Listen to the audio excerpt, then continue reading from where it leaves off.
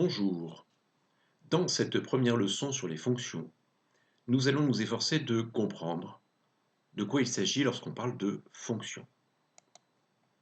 Dans le langage courant, on utilise souvent la locution en fonction de. Par exemple, on dit en fonction de ma fatigue, j'irai peut-être au ciné. Ou bien en fonction de ma note en maths, j'aurai le droit de sortir samedi. Ou encore, en fonction de mon travail, ma moyenne va augmenter. Et enfin, en fonction de l'altitude, la pression change. Dans le domaine scientifique, lorsqu'on parle de fonctions, eh bien, il s'agit d'associer deux grandeurs.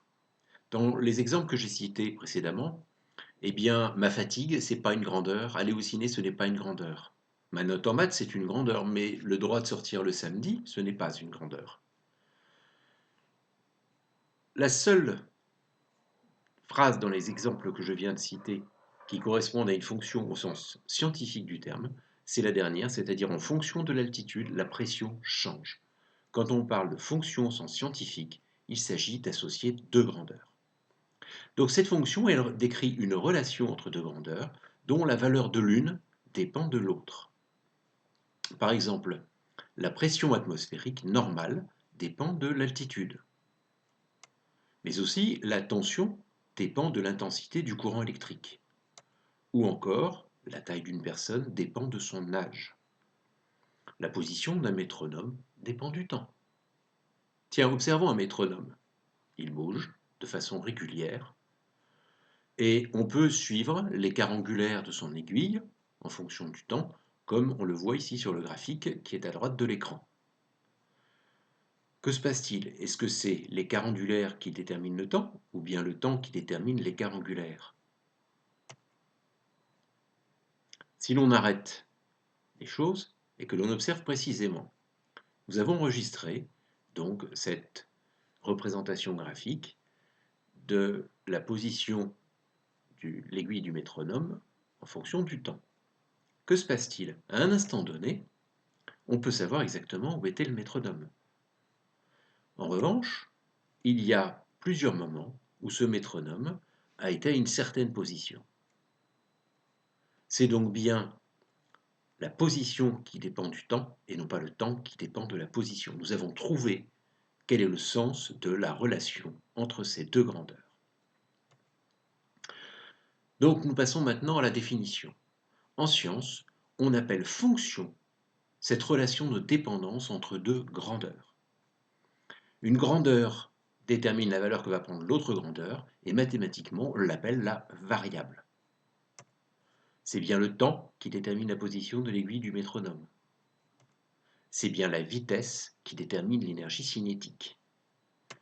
C'est l'intensité du courant électrique qui détermine la tension. Et cette valeur prise par la grandeur dépendant de la variable s'appelle en mathématiques l'image.